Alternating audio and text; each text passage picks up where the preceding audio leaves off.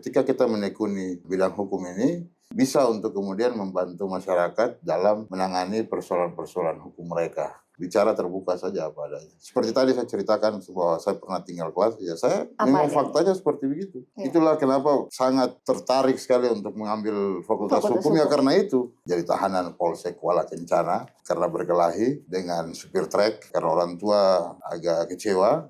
Kenapa PDI Perjuangan? Karena PDI Perjuangan yang punya ideologi. Ketika kita bicara pencapaian karya atau kontribusi apa yang sudah kita capai, itu menjadi kepuasan tersendiri buat saya.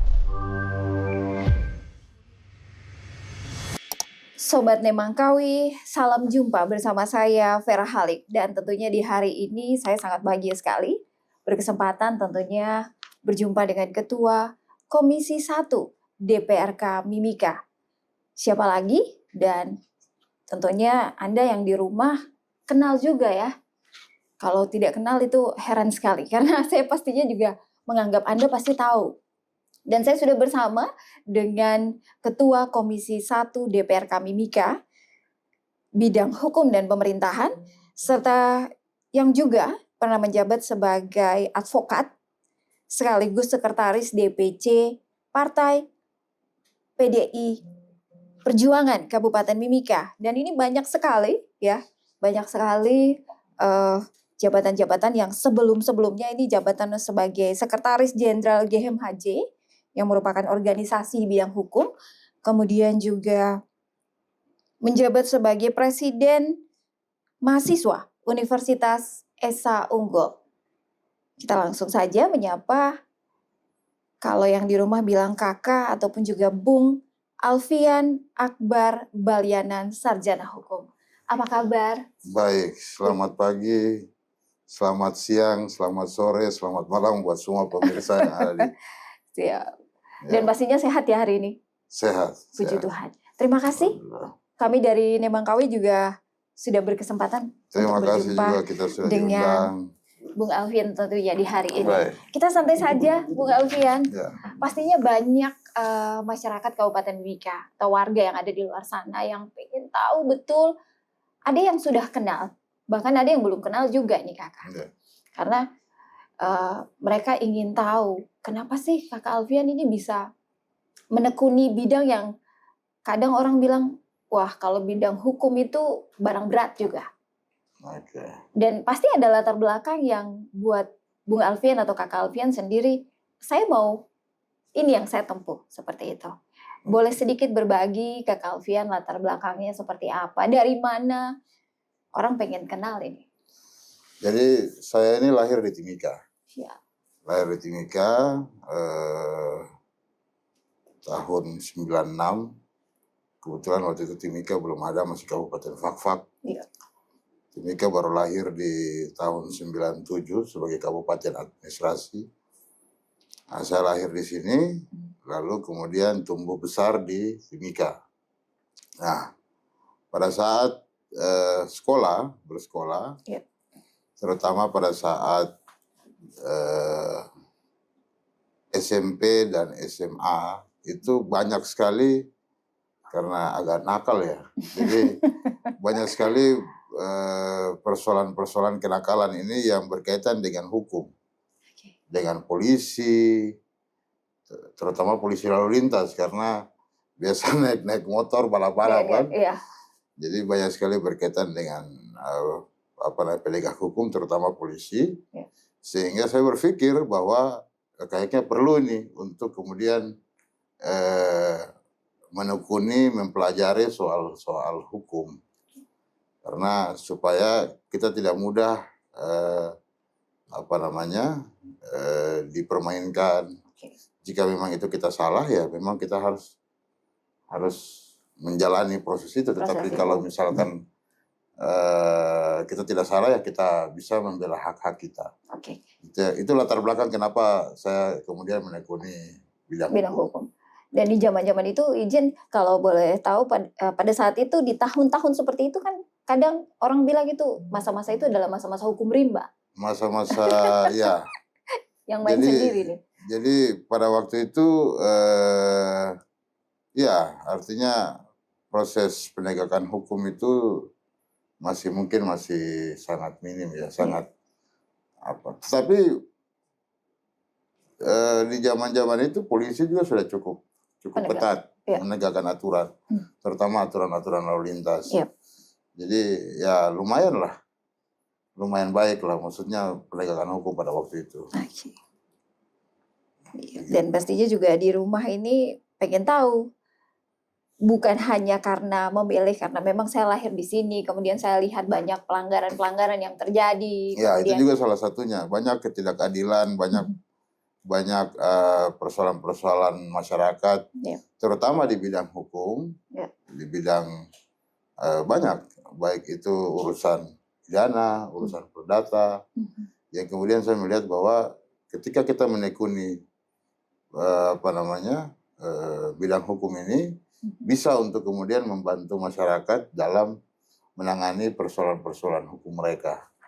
Itu juga salah satu latar belakang kenapa kemudian saya harus mengambil bidang hukum ini. Baik. Sebelum sampai ke karir ataupun juga jenjang karir yang sudah dilampaui, yang sudah berjalan, pastinya ini mulai dari awal sekolah di sini, kemudian lanjut ke kuliah di mana, itu pastinya juga di rumah ingin tahu. Jadi saya lahir, tadi saya sudah jelaskan, lahir di sini, kemudian sekolah di TK Yapis, TK, SD, SMP itu di Yapis, Yayasan Pendidikan Islam. Kemudian sempat sekolah ke Jayapura, tapi tidak lama balik lagi kembali ke Timika, karena jauh dari orang tua. Sempat juga sekolah di Makassar, tapi karena jauh dari orang tua, kembali lagi orang tua panggil lagi kembali. Tarikan orang tua kuat sekali. Dan tarikan orang tua dan tarikan karena tali pusar di sini kan, jadi pastinya mau kembali terus ke Timika. Jadi setelah SMP, saya melanjutkan SMA di SMA Negeri 1 Timika. Tapi sampai kelas 2 SMA saya tinggal kelas. Wow. Jadi saya pernah alami itu juga tinggal kelas. Pernah alami, saya tinggal kelas di SMA Negeri 1, waktu kelas 2 mau naik kelas 3. Akhirnya saya memilih untuk pindah sekolah ke SMA Negeri 2 di SP5. Wow. Di situ saya naik kembali lagi. Jadi bisa sama-sama dengan teman-teman. Karena ada upgrading nilai dan sebagainya, akhirnya kemudian saya bisa kembali di kelas 3. Sama-sama dengan teman saya angkatan, tetapi di sekolah yang berbeda. Akhirnya kemudian saya lulus di SMA Negeri 2. Setelah itu saya melanjutkan studi pendidikan S1 sarjana di Strata 1 itu di Jakarta. Kenapa memilih Jakarta? Karena saya pikir ya Jakarta adalah pusat pemerintahan, pusat perekonomian. Jadi ya saya memilih untuk pergi ke sana, hijrah ke Jakarta, sehingga akhirnya kemudian kuliah di Jakarta, di Universitas Esa Unggul itu. Dan mengambil? Mengambil jurusan Fakultas Hukum. Fakultas Hukum. Jadi ini cerita cukup panjang. Tadi dari yang sempat orang bilang takel kayak ini, tahan kelas kah? Tahan kelas sedikit. Sempat takel juga, tapi luar biasa pencapaiannya. Justru mungkin dari tahan kelas itu yang ya orang bilang tahan kelas pada saat itu, tapi berulang dan melanjutkan kembali. Tidak tinggal saja di situ, tapi bergeser ke sekolah. Ini ya cukup down juga waktu itu. Karena di saat teman-teman lain naik kelas, kami ada 2 orang. Kebetulan satu sudah jadi polisi. Kami ada 2 orang yang tinggal kelas waktu itu. Ya ada rasa malu, ada rasa minder. Tetapi ya kami berusaha untuk tetap survive dengan keadaan yang ada, dan itu menjadi pelajaran sebenarnya. Itu jadi titik tolak untuk kemudian saya berpikir agar harus menjadi sesuatu. Gitu. Setelah peristiwa itu. Dan akhirnya bisa ada di sini juga. Bisa ada akhirnya di sini ya karena faktor-faktor itu juga yang mempengaruhi. Iya. Dan tadi juga kalau kita tahu ya, kita orang ini kan kalau masyarakat kadang bahkan kita diri sendiri ini kadang tidak mau mengakui, apalagi kalau kita sudah ada di atas. Kadang kan masa-masa yang orang bilang masa sulit, kadang orang begitu ada di atas pura-pura lupa. Betul. Atau mungkin bahkan mereka pura-pura ya saya tidak ada di situ. Tapi menurut Kakak Alfian sendiri, menurut Bung Alfian sendiri, seperti apa? Saya lebih baik apapun itu, sekalipun pahit adanya, disampaikan saya secara terbuka. Ya. Apa adanya saja. Jadi tidak perlu ada hal-hal yang kemudian ditutupi atau apa.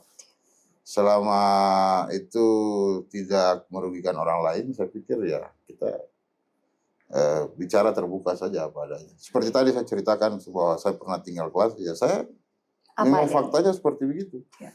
Saya pernah tahan kelas, akhirnya kemudian pindah sekolah ya karena kenakalan remaja pada waktu itu. Dan satu lagi, waktu di kelas 3 SMA saya sempat ditahan juga di polisi.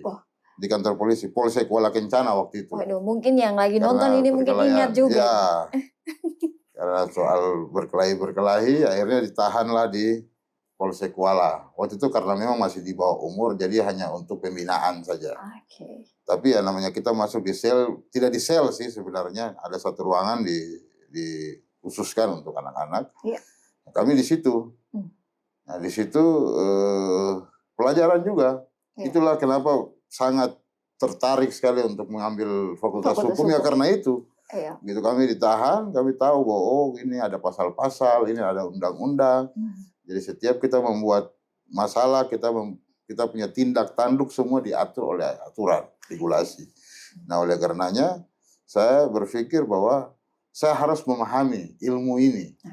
Sehingga itu bisa menjadi bekal saya ketika dalam menjalani masa dalam kehidupan lah. Proses kehidupan ya. Gitu.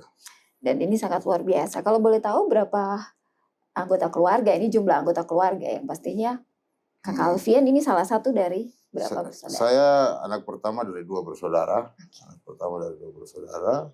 Jadi saya punya adik perempuan aja. Kami hanya berdua saja. Kebetulan saya sudah menikah. Dikaruniai 4 orang anak. Kebetulan istri juga ada nonton. Siap. Bahagia ya. Kalau kemana-mana juga ditemani, berarti support selalu dari seorang istri. Ya, seperti itu. Luar biasa. Dan 2 bersaudara dalam satu keluarga. Ya. Yang tentunya mungkin juga dalam keluarga ini terbentuk memang besok kok harus jadi ini. Atau kok seperti apa? Support sistem dari orang tua seperti apa? Support sistem orang tua sangat luar biasa. Ya. Jadi orang tua tidak memaksakan kita berkarir sesuai dengan kehendak kita. Orang tua hanya sifatnya mendukung. Ya. Dan dukungan yang diberikan oleh orang tua itu melampaui ekspektasi saya kadang-kadang. Wah luar biasa nih dukungan orang tua. Ya itu salah satu hal yang menurut saya sangat saya syukuri ya. Sangat saya syukuri adanya dukungan dari orang tua sebagai support system itu. Dan sampai sekarang orang tua masih ada? Orang tua alhamdulillah masih ada, masih lengkap. Ya, jadi apa yang ingin disampaikan untuk orang tua? Ya terima kasihlah atas jasa-jasa orang tua yang selama ini. Luar biasa. Iya, itu tadi berkaitan dengan ya mulai dari awal, kemudian proses-proses yang dihadapi sampai dengan memilih yang namanya fakultas Hukum di Universitas Esa Unggul ini. Ya. Waktu pergi pasti ada perjalanan juga dari sini. Apakah ada perjalanan atau mungkin juga kisah-kisah yang sampai di sana kemudian jauh dari orang tua? Mana tadi juga sudah sempat sampaikan bahwa saya juga rasa jauh dari orang tua akhirnya kembali lagi. Seperti apa itu? Bisa cerita? Jadi saya begitu selesai ujian nasional, kan saya yang tadi saya cerita, saya kena masalah, saya harus masuk jadi tahanan Polsek Kuala Kencana karena berkelahi dengan supir trek. Wow. Jadi supir trek dengan anak yang seusia segitu. Jadi saya masuk di Polsek Kuala Kencana dan waktu itu kemudian kami dikeluarkan dari tahanan, diminta untuk wajib lapor. Yeah. Jadi belum pengumuman kelulusan saja saya sudah berangkat. Saya sudah memilih untuk saya berangkat karena orang tua agak kecewa dengan masalah itu. Orang tua memutuskan untuk saya segera harus berangkat. Jadi saya berangkat ke Jakarta. Waktu itu dengan tujuan untuk pergi tes di IPDN. Oke. Di IPDN. Tetapi karena satu hal dan kondisi saya berpikir ya waktu itu kan rame-rame juga marak-marak di IPDN itu Iya, ada benar. apa namanya ada apa istilahnya dari senior ke juniornya itu ada kekerasan, perpeloncoan dan perpeloncoan dan segala lain macam sebagainya. lah. Jadi saya berpikir untuk mengambil di kuliah yang normal yang bukan sekolah kedinasan ya. Iya. Nah, kebetulan dekat dari tempat kami tinggal yaitu ada Universitas Esa Unggul yang punya adalah dulu mantan Menteri Pemuda dan Olahraga Pak Abdul Ghafur Oh, siap. dan Ibu Kemala Motik sebagai pendiri kampus. Saya pikir ini dosen-dosennya diisi oleh apa namanya jebolan-jebolan UI yang hebat-hebat. Jadi meskipun kampus swasta tapi kelasnya bisa UI. Siap. Saya masuk di situ. Luar biasa. Begitu. Nah, ketika masuk kuliah agak minder juga. Kenapa mesti minder? Minder karena ya kita dari Papua Papua. kan, dari Papua. Bayangkan kita dari hutan, artinya sekolah SMA 2 ini kan SP5 hutan kan. Siap. Tiba-tiba masuk ke satu kota besar, lihat orang putih-putih, cantik-cantik, ganteng-ganteng. Wah, kita minder juga, Pak. Oh iya. Kita minder, kita lihat. Tapi ya, saya berpikir bahwa oke lah. Mungkin secara fisik kita bisa saja apa namanya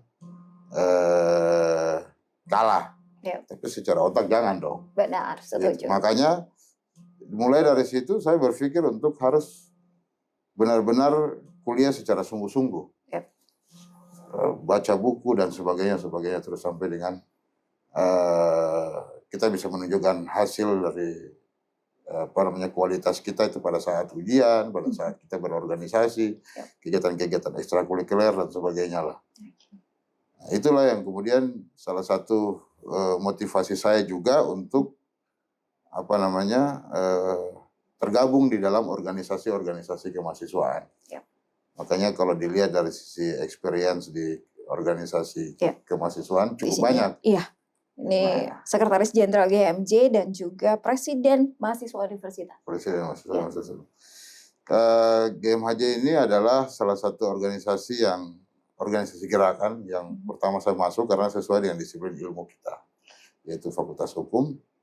Jadi saya memilih untuk masuk bergabung di Gerakan Mahasiswa Hukum Jakarta. Sampai dengan akhirnya saya terpilih menjadi Sekretaris Jenderal. Oke. Nah, Gerakan Mahasiswa Hukum Jakarta ini adalah salah satu organisasi yang pada waktu itu banyak melakukan langkah-langkah konstitusional melalui pengujian undang-undang ke Mahkamah Konstitusi. Saya berpikir bahwa jarang organisasi kemahasiswaan pada waktu itu, jarang organisasi kemahasiswaan yang mengambil satu langkah-langkah untuk mengoreksi kebijakan negara melalui langkah judicial review di Mahkamah Konstitusi. Sehingga itulah yang membuat saya tertarik untuk bergabung di dalam situ. Nah, sekaligus mengasah keilmuan kita. Jadi ketika kita masuk di kelas, apa segala macam, ini kan bisa menjadi studi club kita. Tempat di mana kita berdiskusi dengan teman-teman, tempat bagaimana kita bisa saling menganalisis masalah, kasus-kasus. Jadi begitu, akhirnya memilih untuk bergabung dan aktif pastinya. Dan aktif pada waktu itu. Berarti pada saat ini kan 96, 97, 98 itu gejolak. Iya. Apakah ikutan demo juga dan lain sebagainya? Tidak. 98 itu saya baru berapa tahun. Iya. Tapi apakah ikutan atau seperti apa pada saat itu, bagaimana? Tidak. Jadi 98 saya belum mahasiswa ya. Oh, 98 iya, benar. Belum. Jadi apa namanya? Ikut saya kan kelahiran 96, perkembangan. tapi saya ikut perkembangan. Termotivasi juga dengan senior-senior 98 ya. Yang di mana mereka melakukan aksi, demonstrasi dan membangun gerakan-gerakan kemahasiswaan yang bisa mampu untuk merubah atau mereform sebuah sistem ketatanegaraan kita dari sistem yang otoriter menjadi sistem reformasi yang kita nikmati hari Nikmati ini. sekarang ini. Kira-kira begitu. Sehingga itu terinspirasi juga dengan itu. Oke. Baik, ini tadi kita sudah bicara juga tentang ya sedikit mengenal, bukan sedikit lagi, lumayan cukup panjang. Bahkan yang dulu-dulu kita orang sudah bisa tahu dan sampai dengan karir atau jenjang karir. Mulai dari begitu selesai kuliah. Ya. Jadi saya setelah tadi tergabung di Gerakan Mahasiswa Hukum Jakarta, saya maju sebagai presiden mahasiswa di kampus. Ini sebelum nanti saya maju ke karir ya. Saya menjadi presiden mahasiswa, lalu kemudian banyak hal lah yang kita kerjakan waktu itu di saat kita berorganisasi di Badan Eksekutif Mahasiswa. Ya. Nah, setelah dari situ saya langsung menikah dengan istri. Setelah itu saya langsung menikah dengan istri. Saya berpikir bahwa suka tidak suka, mau tidak mau, bahwa kita sudah pernah menduduki jabatan cukup strategis di kampus. Ya. Tidak mungkin kemudian saya siapkan CV, lamaran, pergi lamar sana sini kan. Ya. Mau tidak mau saya harus buat saya punya sekoci sendiri. Ya. Saya harus bikin saya punya perahu sendiri. Jadi saya memutuskan untuk membuat kantor hukum. Pertamanya memang saya gabung dengan beberapa teman-teman kami rekanan. Perkara yang saya tangani pertama itu, waktu itu adalah saya memegang klien saya itu karyawan, mantan ex-karyawan salah satu bank. Iya. Dan saya menggugat bank itu dan akhirnya menang. Itu adalah kasus pertama? Kasus pertama yang saya pegang. Waktu itu belum sumpah advokat. Belum. Jadi hanya saya setel dari belakang lah istilahnya. Oh, gitu. Jadi saya bikin dia punya gugatan, apa segala macam. Nanti senior-senior yang maju. Waktu itu kan ya kita harus pintar-pintar kita lah. Ya. Untuk bagaimana mencari uang karena harus sudah keluarga. tanggungan, sudah damai tua tuh jadi sudah damai tua jadi gitu. Sudah mulai nih bagaimana jadi, caranya. Saya memulai merintis dengan itu. Artinya di bidang profesi sebagai advokat, ya. Saya merintis mulai dari itu sampai dengan kemudian saya dilantik sebagai advokat. Akhirnya kemudian saya membuka kantor hukum. Nah, membuka kantor hukum lebih banyak menangani perkara-perkara administrasi negara dan ketatanegaraan atau kepemiluan. Nah, 3 kasus-kasus inilah yang banyak saya pegang dan itu lebih banyak di Jakarta. Berarti tidak balik ke Timika? Balik ke Timika, membuat kantor di Timika, tapi ada perkara-perkara Timika tetapi disidangkan di Jakarta. Gitu. Jadi lebih banyak di Jakarta sampai dengan menjalani profesi hukum itu, profesi sebagai advokat sembari menjadi sekretaris partai. Wah. Menjadi sekretaris partai. Kebetulan kami ini sudah akhir masa jabatan ini. Kami dipercaya untuk menjadi sekretaris PDI Perjuangan. Sehingga dua-duanya jalan. Begitu. Sejak dari tahun berapa mulai karir sebagai advokat dan mulai menangani kasus-kasus? 2018 akhir. Kemudian 2019 saya maju DPR pertama. Saya maju DPR pertama. Jadi setelah saya lulus kuliah tahun 2018, saya menjalani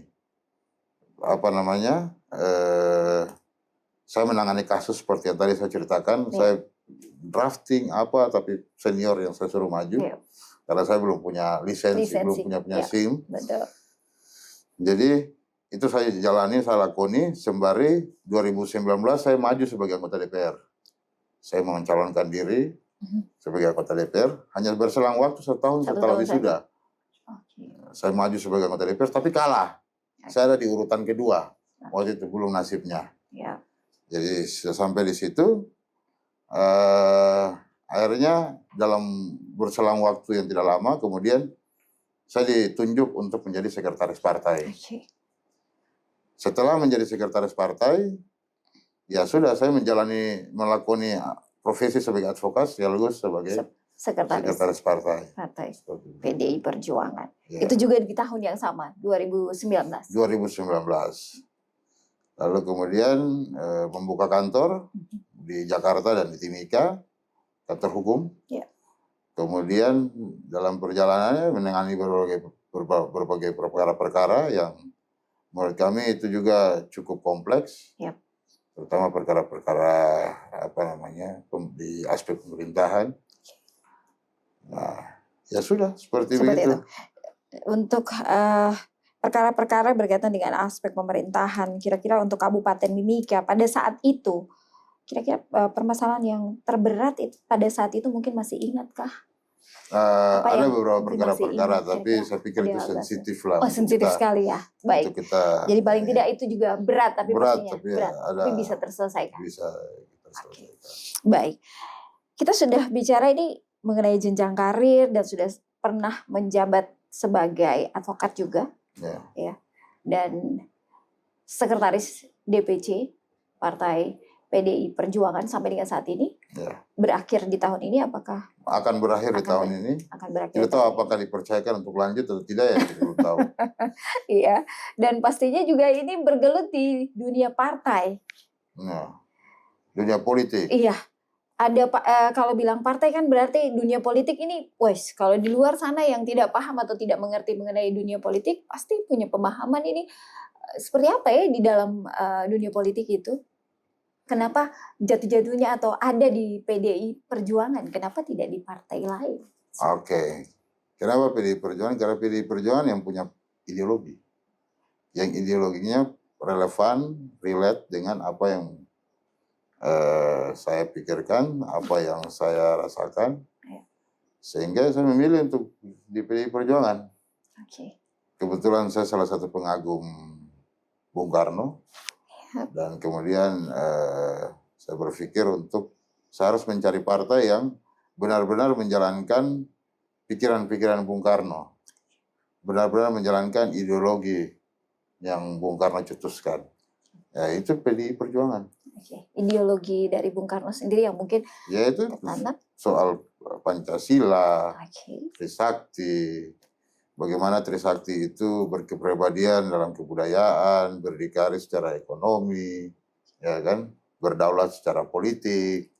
Nah, hal-hal inilah yang kemudian menjadi salah satu istilahnya, salah satu motivasi saya untuk kemudian bisa meneruskan apa yang menjadi cita-cita Bung Karno itu. Dan dalam dunia politik. Pada saat ini menjabat sebagai Ketua Komisi 1. Ketua Komisi 1 di DPRK Mimika. Pastinya juga banyak anak-anak muda yang di luar sana menjadi inspirasi. Bahkan orang juga kepengen, kita orang bagaimana sih supaya bisa jadi seperti kita orang punya kakak yang satu ini. Harus terlibat aktif. Jadi terlibat aktif itu dengan masuk dan terjun ke dunia politik. Masuk ke partai, ikuti kaderisasi, ikuti tahapan-tahapan yang dijalankan oleh partai. Pada saat momen pemilu, ya mencalonkan diri. Mulai dekat dengan masyarakat, mulai mengambil hati masyarakat. Tinggal kita hitung-hitung saja pada saat pemilu, apakah suaranya mencukupi atau tidak untuk memenuhi satu kursi. Saya kan pernah mengalami situasi di mana tidak terpilih dan mengalami situasi di pemilu terpilih. Itu pasti rasanya seperti apa? Tinggal dari yang tidak terpilih itu kita belajar kan, bagaimana caranya. Itu agak sulit dijelaskan ya. Tapi ketika terjun langsung, terlibat langsung, baru kita bisa mengetahui, bagaimana sih caranya untuk kemudian kita bisa masuk ke dalam dunia politik dan terpilih dalam jabatan-jabatan yang ada di pemerintahan, terutama elected official, jabatan-jabatan politik. Strategi-strateginya seperti apa? Strateginya ya kita bisa memanfaatkan jejaring dari teman-teman, sekolah, kemudian bisa kita kampanye secara efisien melalui media sosial, dan sebagainya lah. Itu banyak metode-metode yang kampanye yang sudah diterapkan oleh politisi-politisi yang bisa dipelajari itu. Menurut Kakak Akbar sendiri, pencapaian dari Kakak Akbar sampai dengan saat ini? Kalau bicara soal pencapaian, saya tidak memiliki apa ya, semacam niat atau cita-cita atau pencapaian yang bersifat pribadi. Ya. Saya selalu bicara, kalau ketika kita bicara pencapaian, karya atau kontribusi apa yang sudah kita capai gitu. Itu menjadi kepuasan tersendiri buat saya. Sehingga kalau bicara soal pencapaian, saya pikir ini masih on progress semuanya, masih on the right track. Banyak hal-hal kebijakan politik yang kemudian kita dorong, yang ini saat ini sementara bergulir. Siap. Tinggal tunggu waktunya ini akan direalisasikan, dan itu menjadi salah satu capaian yang tentunya buat saya sendiri memuaskan lah. Ketika kita bisa berbuat untuk orang banyak, halayak banyak, memberikan maslahat bagi orang banyak, maka itulah pencapaiannya. Kira-kira seperti itu. Baik, ini berkaitan dengan apa yang sudah disampaikan Kakak Akbar, bahwa terkait dengan kebijakan politik ini untuk masyarakat banyak Kabupaten Mimika. Tentunya masyarakat Mimika juga berharap, sebelum kita closing, sebelum kita tutup, tentunya masyarakat Kabupaten Mimika pasti punya harapan yang diharap dari seorang Kakak Akbar. Kira-kira apa yang bisa Kakak sampaikan? Harapan itu biar dia tetap tumbuh, tetapi kita harus melihat satu realitas yang ada di Kabupaten Mimika dan juga dalam lembaga legislatif khususnya, bahwa segala sesuatu yang merupakan niat baik yang ingin kita torehkan tidak bisa serta-merta itu terlaksana. Karena dalam politik, terutama di dalam lembaga legislatif, itu adalah lembaga yang bersifat kolektif kolegial.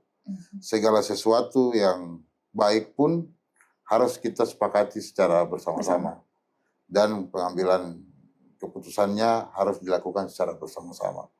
Nah, oleh karenanya tentu kita akan menjalankan apa yang menjadi tuntutan dan kemauan masyarakat, tetapi tadi bahwa ini adalah lembaga kolektif kolegial, ini adalah lembaga politik yang harus di mana kita bisa menjalankannya dengan penuh kesabaran, ketabahan, ketelitian untuk bisa menghasilkan produk maupun kebijakan yang bermanfaat buat masyarakat.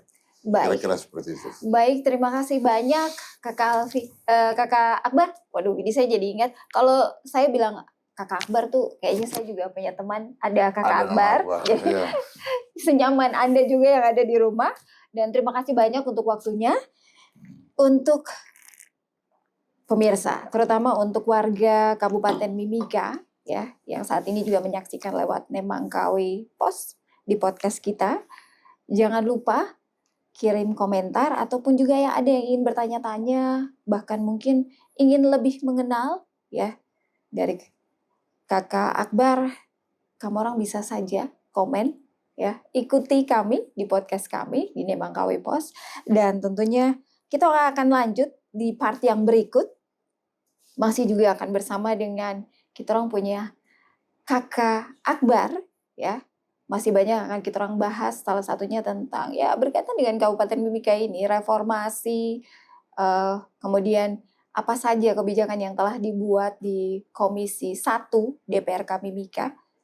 Apakah sudah ada kebijakan-kebijakan yang diambil seperti apa dan dikeluarkan, itu juga menjadi putusan. Kita akan ikuti setelah yang berikutnya, dan terima kasih banyak untuk waktunya. Oke. Tuhan memberkati, selamat bertugas. Siap. Dan saya Vera Halik juga pamit undur diri. Terima kasih banyak. Amolongo, Nimawitimi, Saipa. Tuhan memberkati.